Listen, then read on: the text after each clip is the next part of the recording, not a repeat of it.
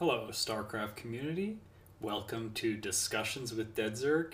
This is the second episode, and it's going to be called Back to Basics.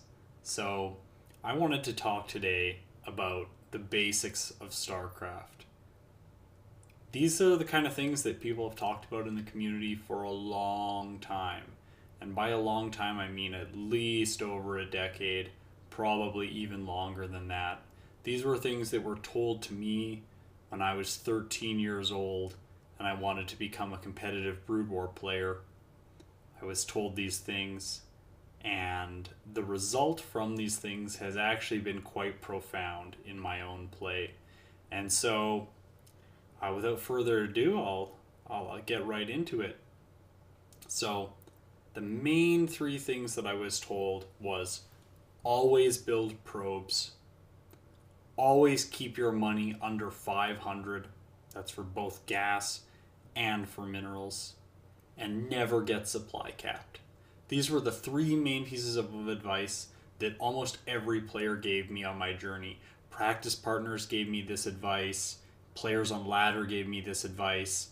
I heard casters talking about this advice and how it was bad to have that happen. These were the things that I learned immediately about the game, and I sort of started to treat them as like universal truths that were always true, that I should always adhere to. And it actually brought me some good results. So when I started playing Broodwar, I was 13, started trying to be competitive, and I took these advice. I just made a bunch of probes and tried to keep my money as low as possible and tried to not get supply capped. And I usually got supply capped, but I was able to build lots of probes and keep my money under 500. I didn't end up being a good Broodwar player. I was actually an awful Broodwar player. But as soon as I switched over to Starcraft 2, the new game came out, I just took this advice, and I'm sure there were a lot of new players also starting to play the game at the release of Starcraft 2, players who maybe had no experience with RTS games. So I took this advice, and I applied it to Starcraft 2, and I was immediately placed in Diamond, which was, at that point, the highest league. So I wasn't high Diamond, and I wasn't competing with pros, but the basic skills that I had developed during my time playing Broodwar, and these skills were just always building probes and keeping my money low, because let's face it, I always got supply capped. These skills at least allowed me to produce enough units and enough workers and make enough bases to compete with people at a decently high level, within the top 20% of players. So, in my opinion, I can see that these pieces of advice are the best advice. They will give you 80% of the results. And then the last 20% is all the refining, all the nuance. What units do you build? When do you scout? What build order should you do? What text should you get first? How do you play a best of 3 series? What little small micro refinements can you make? Can you play with better hotkeys? All of these things come and contribute to that last 20%. Maybe each one of those things is 0.5% or 1% or something like that. It's very small growth that you receive past these fundamental basics. If you get these basics down, you're going to be able to achieve decently high level play without thinking about anything else in the game. So, another way that I could prove this to you is that I don't typically play Zerg. I don't typically play Terran. But during the Legacy of the Void beta, I decided, wouldn't it be fun to play random? So I actually bought 3 accounts, and so I was given 3 beta keys because all of my accounts were in Masters. And so on each one of those accounts, I played a different race. And my Protoss was Masters, and both my Zerg and Terran were Diamond. And so what that really proves to me is I had never played Terran. I didn't know the hotkeys. I didn't know what any of the units really did other than from my experience of those units as a Protoss player throughout Heart of the Swarm. I had played very little Zerg, maybe 100 games, 50 games throughout all of Heart of the Swarm. But very quickly, I was able to pick up these races and get them to a decently high level just from following those basics. Okay, I'm always going to be making units. I'm always going to be making sure that I have good probes at all my bases, or SCVs or drones, and I'm going to try and not get ever supply capped. I think I got supply capped a lot still. That's still my biggest one I got to work on from these three. Okay, so generally my content is it's framed more for players who are in my situation, who are really trying to gain that last 20% of their skill, really trying to push to the top 1% of players, or the top 200 players in a region, which is even smaller than that. So I wanted to make this content because there's the vast majority of players in the other leagues, and hopefully new players will come to the game because the game is so amazing. And so I wanted to provide some content and my thoughts on those basic pieces of advice that people had always given me. And hopefully it can also be a reminder to veteran players about what really matters, focusing on these fundamentals. Like I continue to say, I still get supply capped, so I should focus on that fundamental and refine that in my play before worrying about the ins and outs of Oracle Micro versus Hydralisks or some ultra specific situation. I should instead focus on, well, I shouldn't get supply capped every game. So here we go. Basic number 1, constantly produce workers. So when I was originally given the advice, they said always build probes. But I've kind of rephrased it as constantly produce workers because it really is a constant thing. You want to make sure that when you check the replay, that if you have 2 nexuses, there are always 2 probes in the production tab. There's never a moment where 1 is there and then 2 seconds later it's 2 again. You want to always have 2 in the production tab. Or if you have 3 nexus, you always want to have 3 in the production tab. And I would say that it's actually better to go to the extreme here and create 90 workers a game, 100 workers a game, rather than making only 40 or making only 50. Your goal should be, how many workers can I make before I die? This is how I played in Wings of Liberty. I played maybe 500 games in all of Wings of Liberty, and I just applied these fundamentals to the game. And many games I would have 80 to 100 workers. But because of the insane economy that gave me, I was just able to outproduce opponents who would not build enough workers, who wouldn't keep their money low, and opponents who would be consistently supply capped.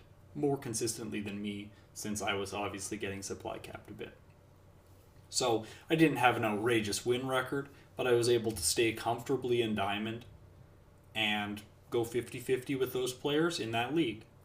So I'm not saying that this is the thing that's going to make you win games, or I'm not saying that overproducing workers is a good thing, but you want to get in the habit that there's always workers in the production tab.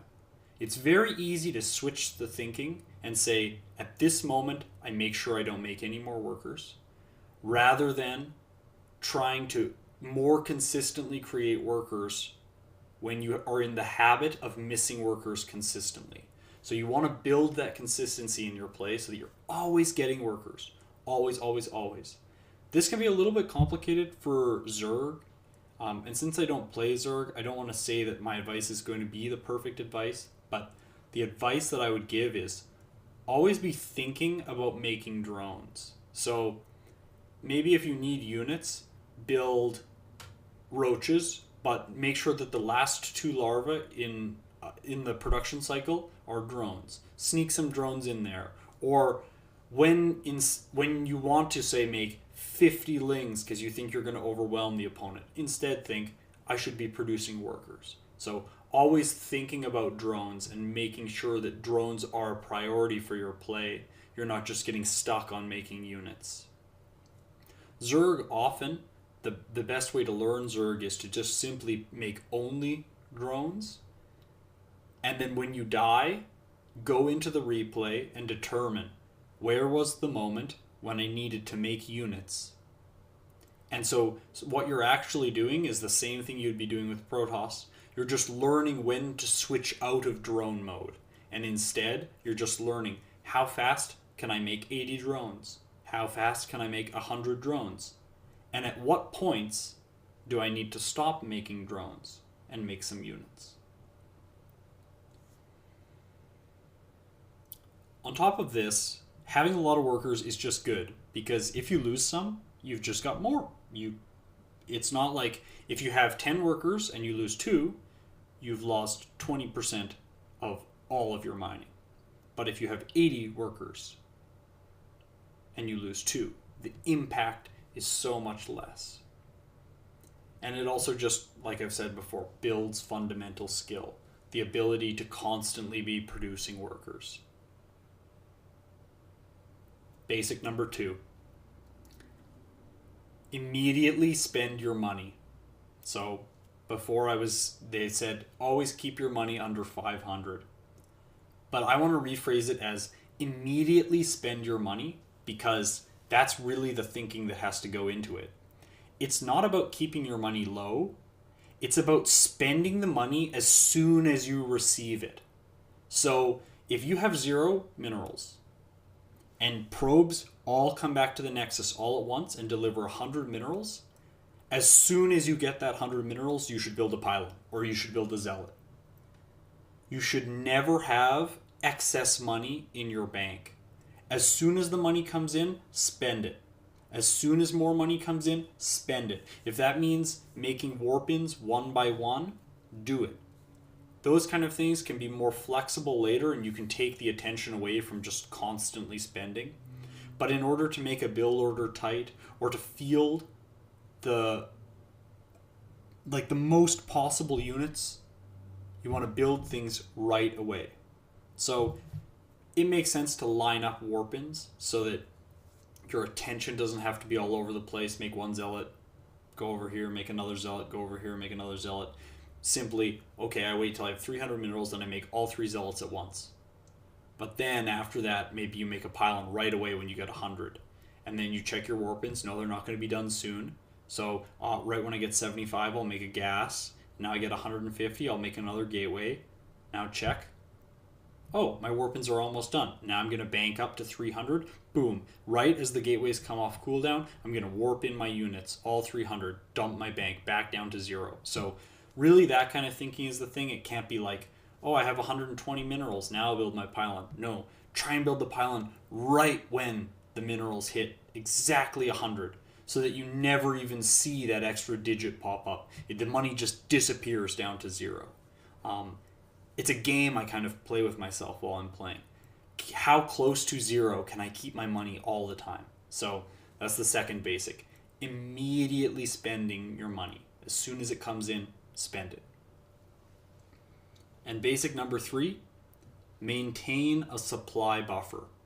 So instead of never getting supply capped, it's kind of a negative phrasing of the issue. It's maintain a supply buffer. That's what you want to do. You always want to have a buffer of supply that you could fill at any moment with units. So a lot of people will say, yeah, but if you're 200 out of 80, like 80 out of 200, it's bad. Well, yes, that's the case. You probably don't want to just build pylons for the entire game.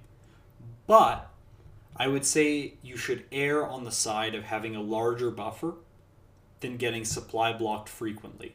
So at the very top level play, players build supply depots and things exactly when they need them, so that supply opens up exactly when they need to fill that supply. So they always have the maximum number of units, because they're always investing into units and not too many supply depots, right? Say you invest in an extra supply depot, that's 2 Marines you don't have at an earlier point in the game, because instead you built a supply depot with that 100 minerals. But I would say it's probably better if you're an aspiring player, or you're a veteran who's even trying to tighten up his play because he gets supply blocked a lot, to overmake supply.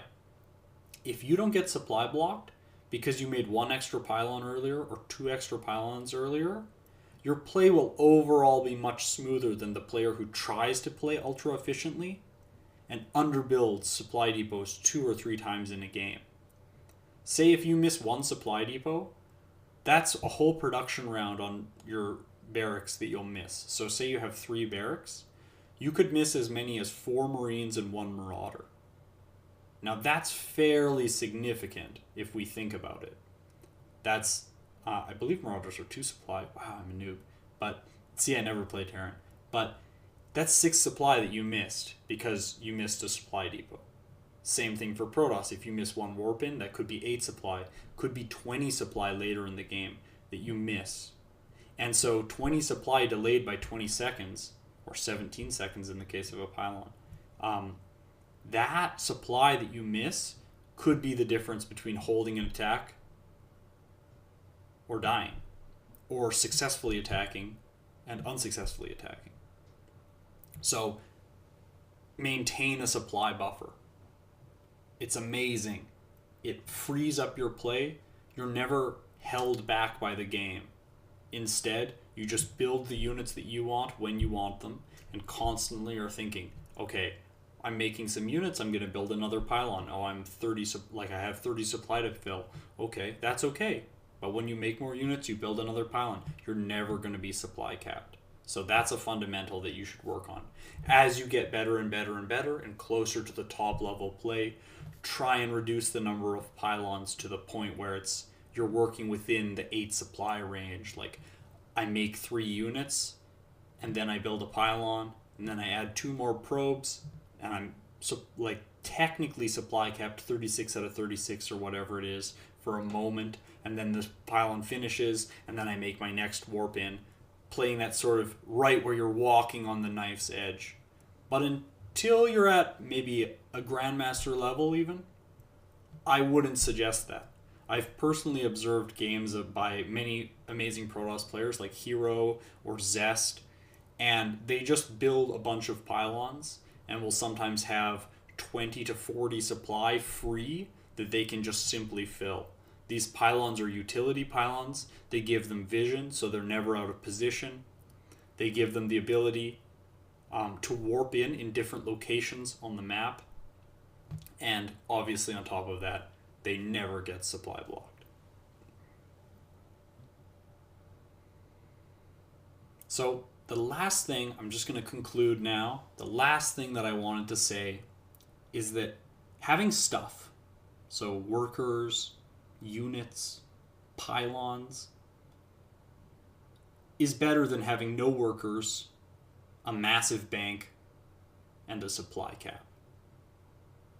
So don't necessarily worry if you don't know what to build. Make some units, it doesn't matter. Just, if you got 2,000 minerals, that's a bank that's not doing anything. But it could be 20 zealots that are on the map. They could help you hold an attack. They could harass. They could walk across the map and kill your opponent. So the potential is there if there's units on the field. But if there's only minerals, you have no chance. If the opponent drops you in your base and you have 2,000 minerals and your warp gates are all on cooldown, those 20 zealots that could have been there defending you instead are a number at the top of the screen. So keep your money low. Having more workers means if you lose workers, you've got more. You have an excess of workers. It means you could spread a few probes around the map to check and have vision. There's so many things that you can do with those units. And finally, supply block, not good. Means less units later on. Having a bank means you can spread, have better map vision, warp in around the map. As Terran, have faster wall-offs. As Zerg, have more overlords around the map to either drop with, to spot things,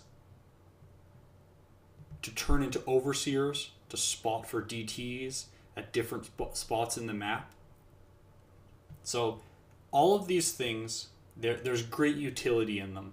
And I think that if you incorporate these basics into your play, when you play, you'll be able to go from a low bronze player, and through developing these skills, reach a decently high play. I would say you'll gain 80% of the result that you want from just these basics.